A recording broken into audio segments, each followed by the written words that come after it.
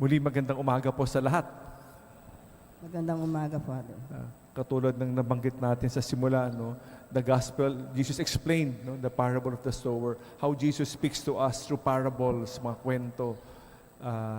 Only through sa pamagitan ng parabola, sa mga kwentong ito, nakatago ang misteryo ng kaharian ng Diyos. Nakatago doon. No? Again, they may look and see but not perceive. Hindi maintindihan. No?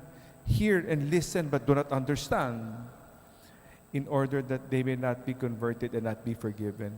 We need the grace of God. Ang salita ng Diyos, nandiyan, pero pinapaliwanag sa pamagitan ng mga parabola. Stories, how important stories are explained to us, and how stories bind us together. And one of the more popular storytellers is our saint today, who is known as a gentle saint, very, very gentle, who would do everything to explain the Word of God to others, who would explain the teachings of the church, si San Francisco de Sales. He's patron of educators, of journalists, of writers, because of his many writings, so para ipalaganap ang mabuting balita ng Panginoon, para palaganapin to. Pati patron ng mga bingi, dahil nagsa-sign language siya para ipalaganap ang mabuting balita. He was sowing, helping sow the Word of God, so it may bear 30-fold, 60 and 100-fold, para magbunga ang salita ng Diyos.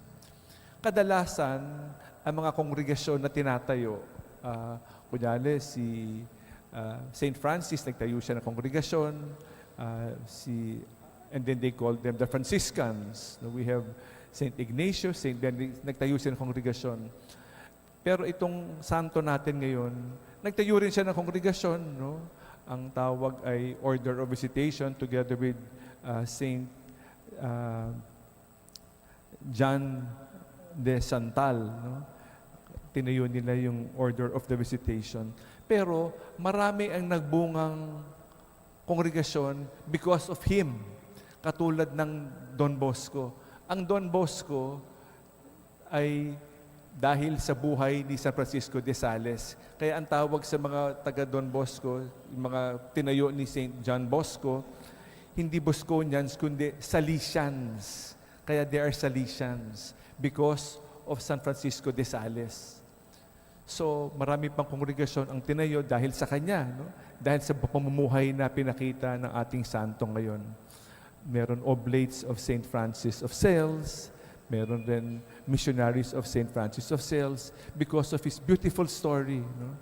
He was born in France, he studied law in Italy, also theology in Italy, but then later on he became a priest in Geneva, in Switzerland, where there was malakas ang Protestantism sa Switzerland, pero doon siya nagsumikap, ipalaganap ang mabuting balita. No? He fought hard, no?